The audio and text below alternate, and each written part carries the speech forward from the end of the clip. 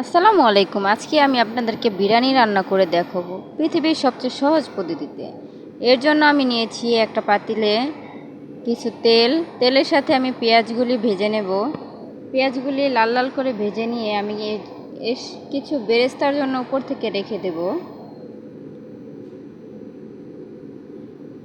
কিছু বেরেস্তার জন্য রেখে দেব, যাতে আমি লাস্টে এই বেরেস্তাটাকে আমি বিরিয়ানির মধ্যে দিতে পারি। এখন দেখুন আমি কিছু বেরেস্তা রেখে দিয়েছি। এখন বাকি পেঁয়াজের মধ্যে আমি দিয়ে দিচ্ছি কিছু আদা রসুন বাটা, আর দিয়ে দিচ্ছি আমি প্যাকেটের বিরিয়ানির মশলা।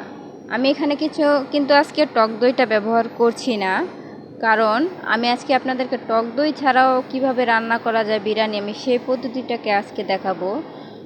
আর এখন মশলাটাকে আমি কষিয়ে ভালো করে সাথে দিয়ে দিচ্ছি মাংস। গরুর মাংসটাকে আমি ভালো করে নাড়াচাড়া দিয়ে কষিয়ে নিচ্ছি। ভালো করে নাড়াচাড়া করে একটু ঢাকনা দিয়ে একটু কষিয়ে নেব। কষানোর পর আমি এর সাথে দিয়ে দিচ্ছি টমেটোর সস, যেটা বাজারে কিনতে পাওয়া যায়। এই টমেটো সসটা দিচ্ছি আমি টক দইয়ের পরিবর্তে। এখন এটাকে ভালো করে নাড়াচাড়া করে আমি ভালো করে একটু কিছুক্ষণ রান্না করে নেব।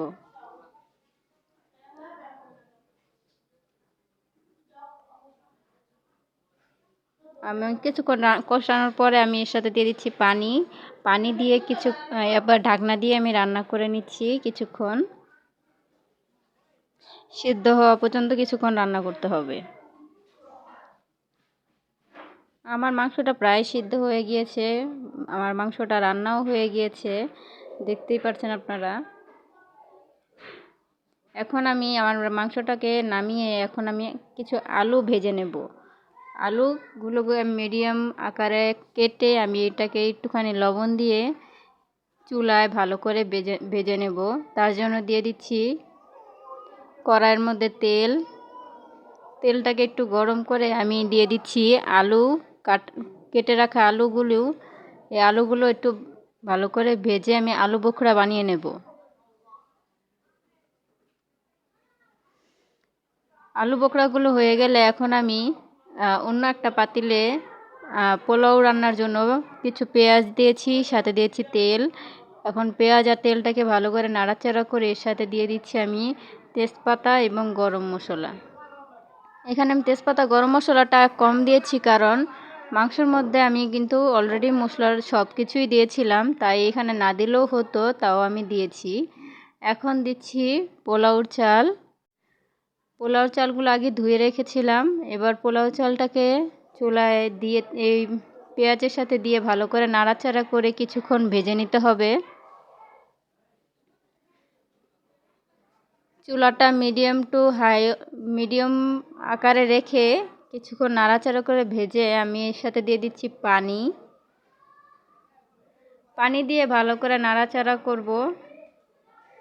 দেখুন আশেপাশে লেগে আছে, ভালো করে নাড়াচাড়া করে আমি কিছুক্ষণ রান্না করে নেব। সাথে দিয়ে দিচ্ছি পরিমাণ মতো লবণ দিয়ে এবার আমি কিছুক্ষণ নাড়াচাড়া করে বলক আসা পর্যন্ত অপেক্ষা করব। দেখুন আমার এটা বলক এসে গেছে এবং পানিটা সমান সমান হয়ে গিয়েছে। এবার এর মধ্যে আমি দিয়ে দিচ্ছি রান্না করে রাখা গরুর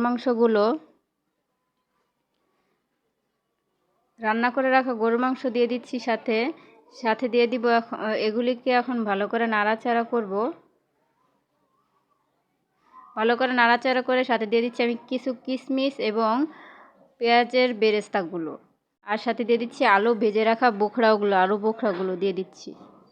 এখন সব উপকরণগুলো একসাথে দিয়ে আমি ভালো করে নাড়াচাড়া করে ঢেকে রেখে দিব একদম মিডিয়াম আছে।